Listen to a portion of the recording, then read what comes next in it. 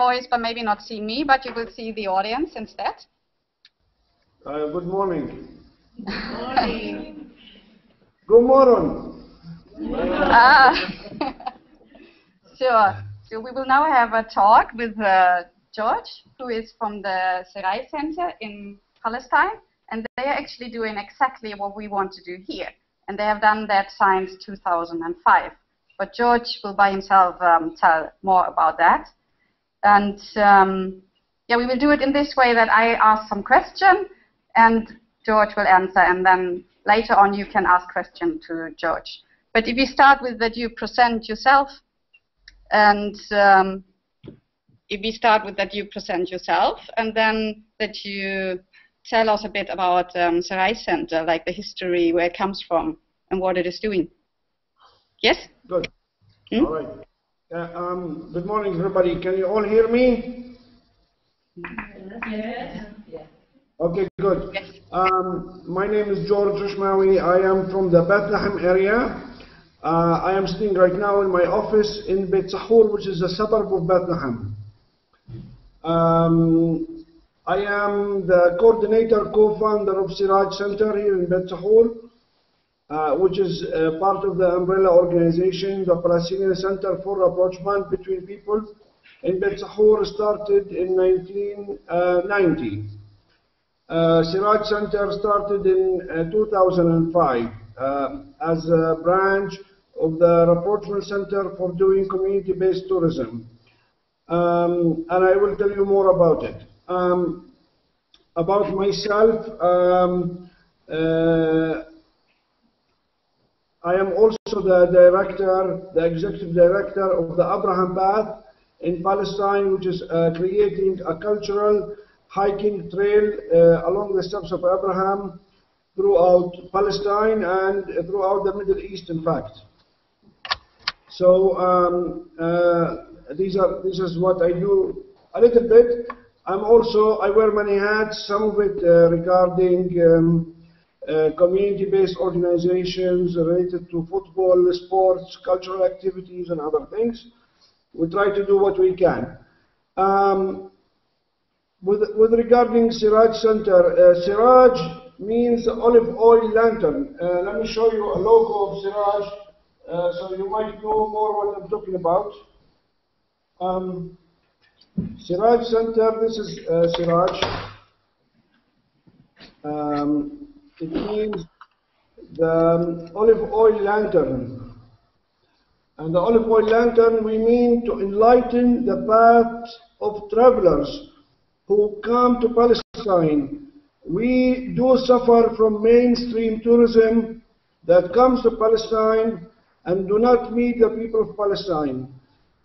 Mainstream tourism, when people come and travel by bus, pass by us, spend some time meeting the dead stones, rather than meeting the people, spend more time in shops, and not helping the local economy. Therefore, we decided to start Siraj Center that has two main goals. The first one is cultural and political. When people come to Palestine for religious reasons, like you know, last year 2.5 million visited the Church of Nativity in Bethlehem.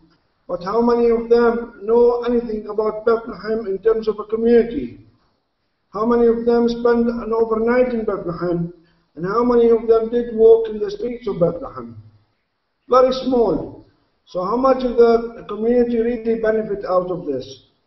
That's why the cultural interaction is very important. The second one, for us as people under occupation, people come and see and have first-hand experience about what's really happening on the ground. They get to see it. So so the tour can be comprehensive and cover all the issues: sociological, religious, community, plus politics. Then that is 50% of what we do. The other 50% has to do with helping the local economy.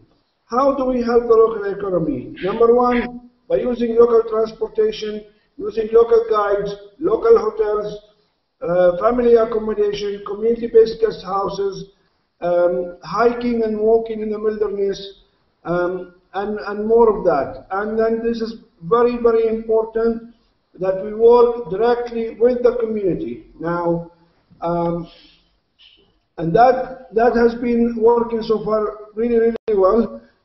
We do that through different programs.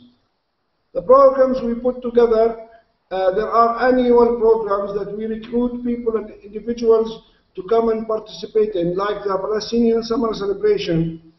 People can come and study Arabic from all ages, study Arabic, live with the local family, volunteer with the local organization, travel around the country, learn a lot about the culture, learn a lot about the food, about the dance, about the people in different ways, and yet can transfer credit if they want to. We recruit people to come and hike in Palestine. For individuals, they're recruited all year long in the autumn and the spring to hike on day tours, hiking day tours that we put together. We also have a Christmas program. As you know, in Palestine there are 3 Christmases, one in December 25th, one in January 7th, and one in January 17th. So people can come and celebrate Christmas in Bethlehem, which is an authentic, genuine Christmas as well. We also put together, we are the only organization, Siraj Center, by the way, is the only non-profit organization that is fully licensed as a tour operator in Palestine. We are the only organization that have the status. And we are the only one that puts together, biking trips. So we do biking trips where people bike through all of Palestine, stay with local communities, meet with local families, use local guides, and meet the culture and the historical and religious sites. Our hiking programs varies along the steps of Abraham, where people use different types of accommodation between local families, Bedouin tents, local guest houses, and hotels. And plus, wherever people are walking, they meet local community-based women organizations, spend time with, buy their products whenever they can, and continue. So there are so many families that today are completely depending on our tours and packages that we sell for their life. We have managed to take tourism off Bethlehem and Jericho to spread it all over the country in a community-based tourism using hiking and biking, where people out of a hiking and biking trip will learn a great deal about the country, the people, the culture, and yet the politics as well. So this is a little bit in general about our Siraj Center. Okay, I think that was really a lot. I have a question. If you can tell us a little bit about what type of visitors are coming. What type of guests do you have? Which values would they have? That's a good question. I just spent 10 days with a Catholic group, for example. Very religious group. They're coming here to see the Holy Land. But this Catholic group managed to leave home with having a good spiritual experience, a good, I would say, a good cultural experience by spending time with locals, political experience by experiencing everything on the ground, and yet enjoying the flora and fauna and the landscape and so on. So it was very rich and comprehensive. Our clients come and travel to Palestine for 3 purposes. We have clients who come for adventure travel. Adventure is not very adventurous, but yet for people to do the hiking, the biking experiences, who are totally non-religious, completely non-religious. They come to our country for the sake of the experience and learning more about the country. We have people who come for a cultural experience, and we have people who come for religious experiences. So we have all of the type of people who come here. All of our tourism packages, you can modify it either way. So you can modify any trip to fit this or that. Yet, I tell you, our trips are, they can meet all of the needs, and you can find all elements within it with more focus on some other issues, you know. So we have Europeans, Brazilians, North Americans, Japanese right now who are our clients. Okay, the other question, as you know, we will be one of the first here in Sweden to put up community-based tourism in the city. So, and what we wonder is, how did you start up? As we are in the startup now, what did you do to get your first visitors, actually? Well, in fact, it's like this. Number one, it's like this. We have to come up with something unique and special and different in order to be able to get with visitors. So, number one, we think that our community is the best partner. And it's our priority and top priority. Now, if you partner with your community, you can dig deep to get something really unique and special, develop it totally with your community partners in order to give a unique experience for all your partners and all your visitors. So that's why we came up with unique opportunities and unique programs. That how we got our first clients. Of course, also we do travel all over the world to speak about what we do in general in Palestine, and we established a wide connection with friends and people to come and see us.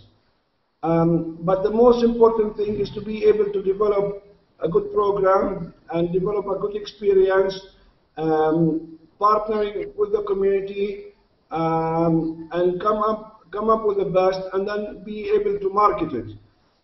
These elements, they all come together. It has to happen right away.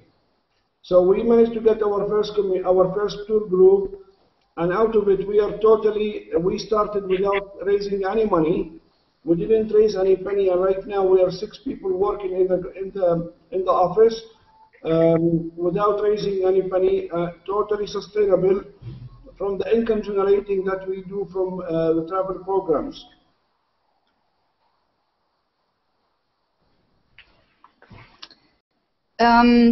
Okay, I think I would have a lot of questions, but I think also the audience will have some. So I will open up now for the audience to ask questions. In English, please. Just kidding. Yes. Så, nu måste ni ha jättemånga frågor, för det sa jag precis. Jag kommer att säga det en gång till. Nej, på engelska. Så är det lättare för mig sen. I think it would be interesting to hear from George as he has the possibility to look back on the experience that they have gained from this project. What has been the biggest challenge as something that's I assume you can't hear that, or did you hear that? No. The question was, with your experience that you have today, and you look back, what was the biggest challenge in your work? Thank you. Ma'am, there are so many things. The biggest challenge is expectations.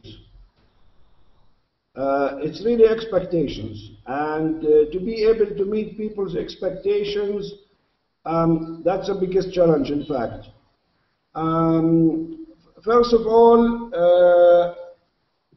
there are two main challenges that I would think about. Number one, many people think of Palestine as a not safe country to travel to.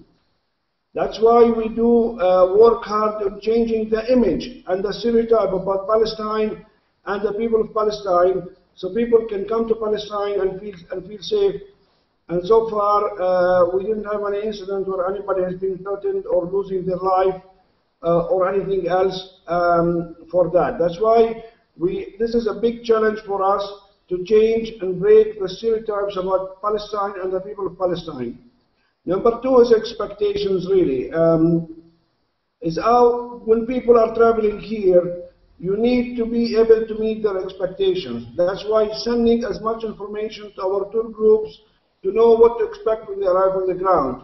Yet, for the local people, to meet the expectations of the local people financially and culturally. Financially, that's very important that the community has the benefit out of the tourism. Number two is culturally, that is total respect and deal with the existing cultures and not here to work on changing it. These are two big challenges. Now, also for us living as a country under occupation, completely denied access to water and water resources, this is also a big challenge. Yet people are exposed to all these realities on the ground and get to see it. Israeli settlements in the West Bank are a major obstacle for tourism development in Palestine. Yet we do have great packages and people have good experiences so far. There are political challenges and there are cultural and economic challenges. So we try to, as much as we can, to bridge all the three of them. Okay. Yes. Please, ask any question you want. I just want to connect to this information that you manage. How do you collect information about the markets? You've named North America, you've named Japan, and so that's the first question. The market research, how do you collect that necessary information? And then the networks in other countries. How do you get your orders? Okay, there are two questions. The first question is, how do you get the information, you mean on the expectations that people have? The information on those expectations that people have, how do you collect it? And how do you come in contact? And the second question was, I have already forgotten. How the orders come in? Like, how do they get business or how do they get bookings? Okay, in which way do the guests book? How do you get orders into your organization? How do people come in contact to you and then book? All right. Mm-hmm. Okay. It's very important for us when you work on such kind of tourism. For me, as much as information I know about everybody that's coming, as much as I can make the itinerary much more personal to them, you know, and much more appealing, and that is very important. Look, in mainstream tourism, you don't know who's coming, and basically you don't care who's coming. In mainstream tourism, your work on any group that's arriving here is over as soon as the group arrives to the airport, because the guide will handle that and you forget about it. For us here, we do it in three different phases.